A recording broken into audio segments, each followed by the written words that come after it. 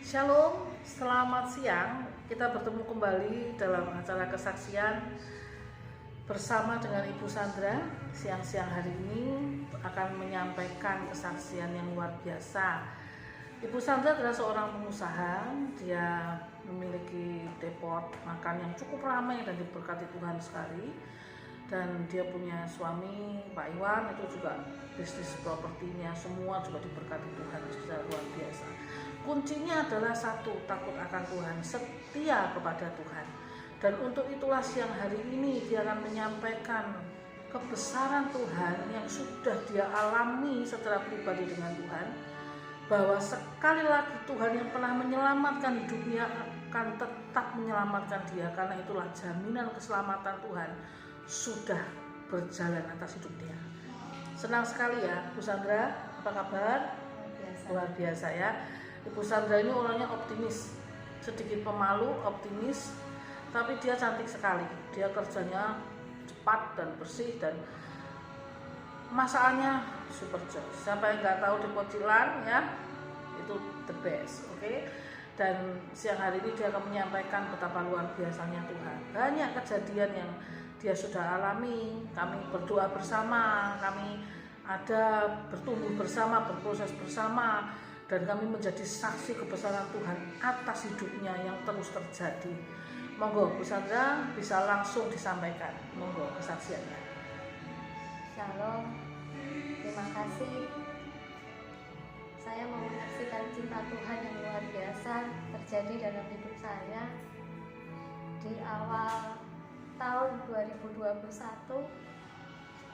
Tuhan izinkan saya mengalami proses, di mana awal bulan, saya datang bulan yang gak seperti sewajarnya. Memang sekitar 5 atau 7 tahun yang lalu saya pernah mengalami endometriosis, bahkan saya harus dioperasi. Dan setelah dioperasi, dokter katakan bahwa saya mempunyai bakat endometriosis dan itu bisa tumbuh lagi. Bahkan saat dioperasi pun dokter tidak hanya temukan endometriosis, tapi ada miom, bahkan ada jenis kista putih di dalam kandungan saya. 1 tahun awalnya berjalan lancar, bahwa saya rasa bahwa saya sudah sembuh, saya yakin. Dan saya selalu tumpang tangan bahwa tidak ada bakat endometriosis apapun di dalam tubuh saya, karena saya yakin bahwa Tuhan sudah mengoperasi saya. Berjalan 2 tahun kemudian gejala-gejala itu tumbuh. Bahkan sampai 3 tahun gejala itu tumbuh. Bahkan saya harus sempat opnam karena datang bulan yang sakit. Dan saya harus cek ke dokter lagi, bahwa dokter memang katakan ya ada bakat endometriosis yang tumbuh, bahkan bisa dioperasi lagi. Jadi saya katakan, saya yakin bahwa Tuhan sudah mengoperasi saya. Saya tidak mau operasi lagi. Saya yakin Tuhan pasti sembuhkan saya. Awal Januari saya datang bulan, bahkan sangat banyak, bahkan tidak seperti biasanya, bahkan itu berupa gumpalan-gumpalan. Jadi saya merasa khawatir secara manusia, saya merasa takut. Dan sebelumnya saya setengah tahun tidak mengalami menstruasi, dan seminggu itu pendarahan itu, gumpalan-gumpalan itu membuat saya takut. Bahkan di tengah-tengah saya masih menstruasi, saya mendapatkan mimpi yang membuat saya menjadi semakin takut, semakin membuat saya terintimidasi. Bahwa mimpi itu membuat saya takut mati, bahkan saya takut kehilangan suami saya. Bahkan pikiran itu terus menghantui saya. Bahkan di awal Januari pun saya mengalami demam, bahkan flu, dan saya dibawa suami saya ke rumah sakit dan saya harus diswab. ternyata hasilnya saya terpapar dan saya harus isolasi mandiri di rumah. Saya semakin takut, saya semakin cemas, saya semakin khawatir. Bahkan psikis saya semakin tidak karuan. Metabolisme saya semakin kacau. Bahkan darah dalam tubuh saya itu saat datang bulan semakin banyak. Bahkan pikiran saya takut sekali. Bahkan malas untuk berdoa pun saya takut. Untuk memejamkan mata saya takut. Tapi saya bersyukur punya keluarga, terlebih punya Tuhan, punya keluarga. Bahkan mami rohani yang selalu membimbing saya buat Tuhan tidak pernah beri roh ketakutan, bahwa Tuhan selalu memberi roh kekuatan. Bahkan saat itu saya sempat bolak-balik ke rumah sakit dan saya akhirnya harus opnam 3 hari. Dan saya dimasukkan dengan orang-orang yang terpapar. Karena saya masih OTG dan saya harus menjalani pengobatan tentang menstruasi saya. Di saat dimasukkan isolasi, saya semakin down, saya semakin terpuruk. Tapi keluarga, dukungan suami, keluarga selalu doa, selalu mengirimkan pujian. Dan saya harus bangkit, saya harus bisa. Tuhan luar biasa. Akhirnya saya bisa melewati. Saya bisa berdoa, saya bisa berbahasa roh, saya bangun lagi iman saya. Dan puji Tuhan, dalam 3 hari saya boleh pulang dari rumah sakit. Dan dokter katakan, ketika dokter memvonis saya bahwa sudah tidak ada gejala COVID di dalam tubuh saya. Saya bersyukur, saya bisa berkumpul dengan keluarga saya. Bahkan setelah 2 minggu, saya harus cek ke dokter kandungan. Dokter ketemu dengan saya, dia ingat saya bahwa saya itu pasiennya. Dia langsung katakan, oh ibu yang punya bakat kandungan endometriosis ya, yang tumbuh lagi. Saya di USG, saya dicari di dalam perut saya itu sampai lama banget, nggak seperti biasanya. Saya sempat deg-degan. Kenapa dicari? Ternyata dokter katakan, kok kistanya nggak ada ya Bu? Kok kistanya nggak kelihatan ya Bu? Saya langsung katakan, puji Tuhan, puji Tuhan. Bahkan suami saya tuh langsung mendekati dokternya. Gimana dok hasilnya? Iya Pak, kista ibu tidak tampak. Kista ibu sudah tidak kelihatan. Saya bersyukur, saya terima double mujizat dari Tuhan. Saya dimenangkan dari rasa ketakutan. Saya sembuh dari COVID. Kista saya sudah hilang. Tuhan itu luar biasa. Tuhan itu ajaib. Terima kasih Tuhan. Engkau Allah yang luar biasa dahsyat. Engkau Allah yang sungguh-sungguh menyayangi anakmu.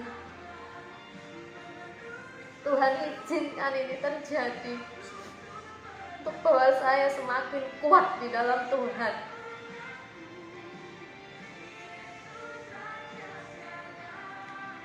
Mungkin itu kesaksian saya.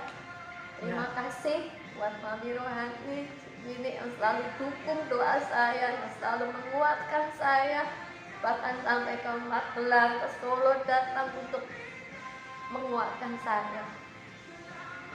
Bahkan anaknya Yona, terima kasih buat dukungannya.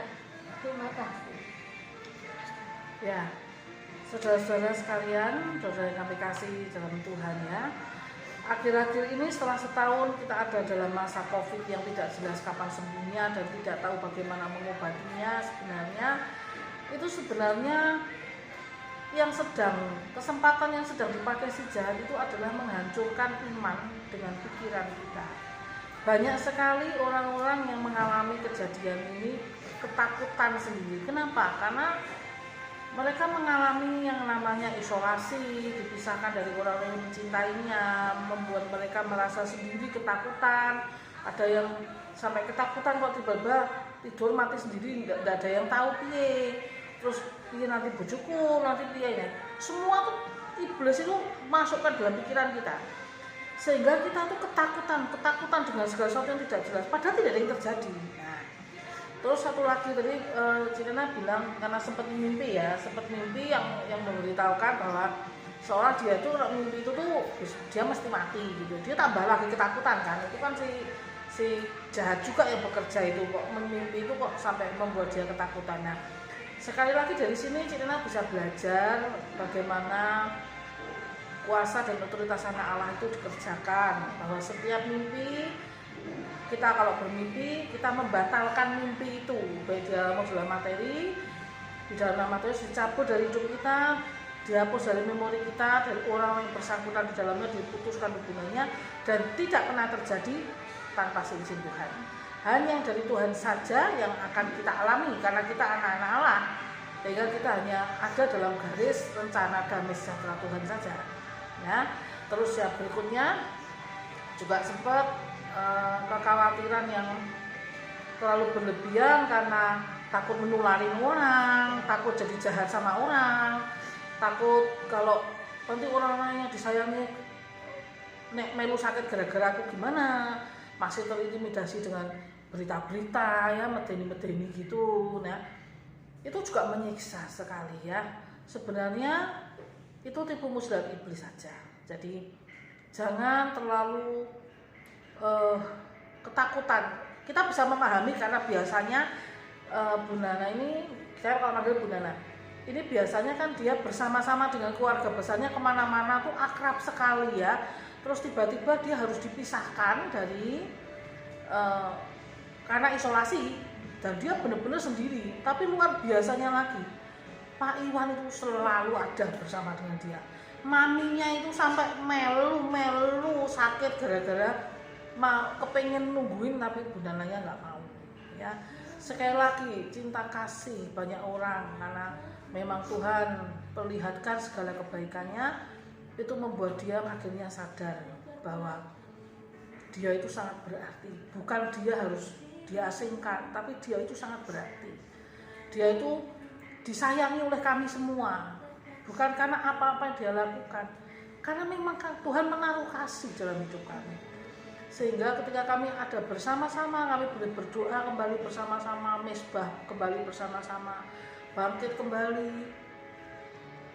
Juga ada dia bergabung kembali dengan Komsel Kids ya, dari Bu Lucy ya, kakaknya, itu juga menguatkan dia sekali ya, dari keluarga Allah, dan itu luar biasa sekali. Nah, 3 hal yang mesti kita mengerti untuk melawan ketakutan ini. Ya, yang pertama, prioritaskan Tuhan di atas segala-galanya. Kita punya Tuhan yang besar, punya Tuhan yang ajaib, punya Tuhan yang melebihi kuasanya dari apapun. Jadi, prioritaskan Tuhan, percayai Dia, jangan meragukan Tuhan. Yang kedua, paksakan dirimu untuk melakukan sesuatu yang bisa menguatkan kamu. Misalnya tadi kan Bu Sandra bilang malas berdoa. Kenapa? Karena Bu Sandra bilang, karena aku mengalami ini rasanya itu Tuhan menghukum aku. Apa Tuhan, apa aku ada salah ya kok Tuhan menghukum aku sampai kayak gini ya. Jadi aku merasa mau berdoa ke orang layak, mau berdoa apa Tuhan mendengar, apa orang kali menunggu tinggal mati doang, apa hukuman Tuhan buat aku mati, misalnya begitu ya, dengan semua alasan-alasan mimpi dan sebagainya. Sekali lagi, Tuhan tidak pernah marah. Kalau Tuhan datang padamu melalui orang-orang yang berdoa untukmu, yang mengajakmu berdoa kembali, itu karena Tuhan mau kamu kembali, tidak meninggalkan Dia. Karena kita hidup oleh anugerahnya, kita nggak bisa hidup tanpa anugerah Tuhan. Jadi sekali lagi, Tuhan tidak pernah menghukummu apapun yang terjadi. Jadi paksakan dirimu. Kalau kamu sekarang letih lesu, paksakan dirimu baca firman, paksakan menyembah Tuhan, paksakan berdoa. Biasanya 5 menit tok ya enggak apa-apa, 2 menit tok enggak apa-apa, setiap hari akan ditambah-tambahkan oleh Tuhan. Mulai mendekat dengan Tuhan kembali, mulai mendekat dengan Tuhan kembali. Dan yang terakhir, saksikan kebesaran Tuhan ketika Tuhan sudah menyelesaikan bagiannya dan Tuhan memberikan kemuliaan dan kemasyurannya padamu. Saksikan kebesaran Tuhan seperti siang hari ini, ya. Bahkan luar biasa, maaf saya mau menambahkan, di saat saya terpapar, puji Tuhan, suami saya negatif. Yes. Bahkan Tuhan juga jagai keluarga besar kami. Yes. Bahkan karyawan-karyawan kami semuanya Tuhan jagai. Ya. Sempat saya takut nanti gimana pekerjaan saya, nanti gimana. Tapi Tuhan semua jagai. Tuhan semua jagai. Tuhan itu luar biasa. Amin. Mujizatnya nyata untuk setiap anak-anaknya. Terima kasih Tuhan. Terima kasih. Dan terima kasih. Ini bahkan terima kasih. Semuanya. Dengan doa. Kami berdoa bersama-sama. Kami berdoa sepakat dengan keluarga besarnya. Kami berdoa bersama-sama dengan seluruh miracle blessing. Kami berdoa bersama-sama dengan semua orang yang mau berdoa. Dan Tuhan mendengar. Dan Tuhan masih bekerja. Sekarang Bu Sandra mengerti kenapa dia harus mengalami masa-masa ini. Saat dia ada dalam keterpurukan, Tuhan mengajar dia untuk dia lebih setia. Apa yang tidak pernah dilakukan, Tuhan ajarkan. Bagaimana dia memperbaiki hidupnya, kualitas hidupnya, Tuhan sedang ajarkan. Dan ini membuat dia semakin bertumbuh di dalam Tuhan. Percayalah, tidak ada yang sia-sia ketika Tuhan mengizinkan segala sesuatunya. Apapun itu pencobaan, apapun itu masalahmu, ingat Tuhan ambil alih segala sesuatunya, kontrol segala sesuatunya. Tidak akan dibiarkan kamu sendiri. Tidak akan pernah dibiarkan kamu di tengah-tengah penderitaanmu dan ditinggalkan. Tidak pernah. Sekali lagi Tuhan kita Allah yang setia. Saya akan bacakan firman dari Yesaya 42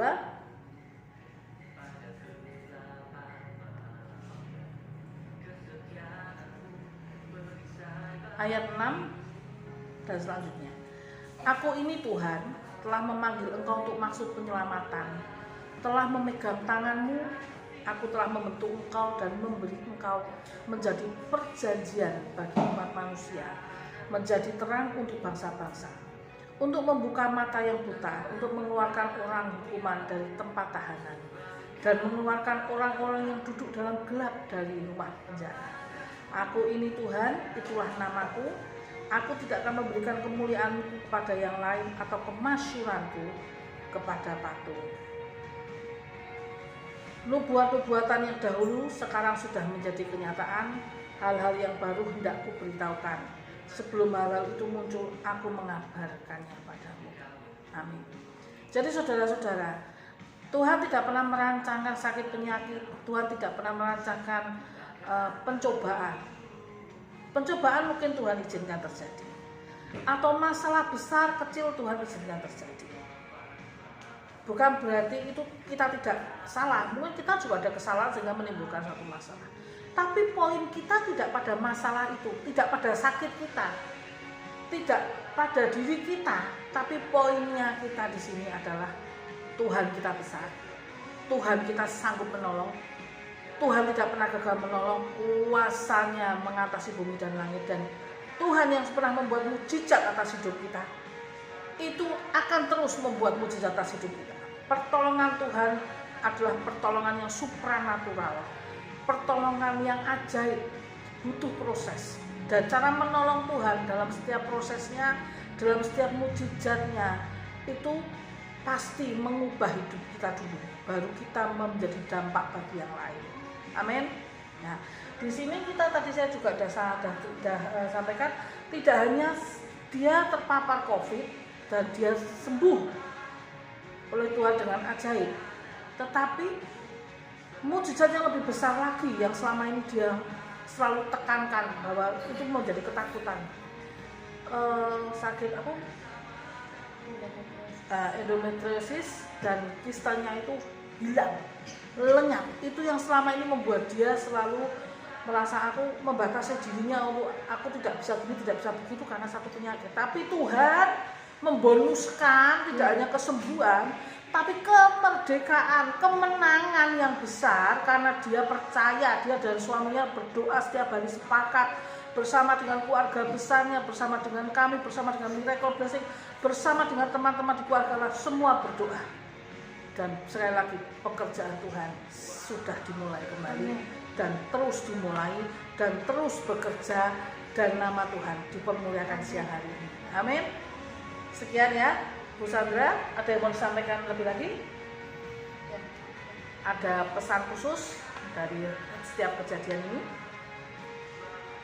Kita percaya Tuhan, bahwa Tuhan itu tidak pernah mengecewakan janjinya, ya dan amin. Tuhan selalu beri roh kekuatan. Amin. Itu yang senantiasa saya pegang. Terima kasih. Jadi kita tahu sekarang apapun yang terjadi, kemana kita lari? Tuhan. Bukan lari meninggalkan Tuhan, tapi carilah Tuhan. Prioritaskan Tuhan dalam segenap kehidupanmu.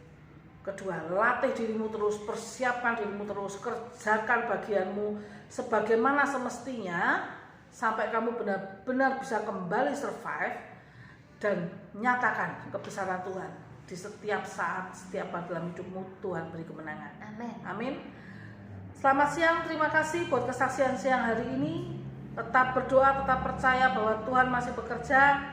Tuhan Yesus memberkati. Salam kegerakan. Amin.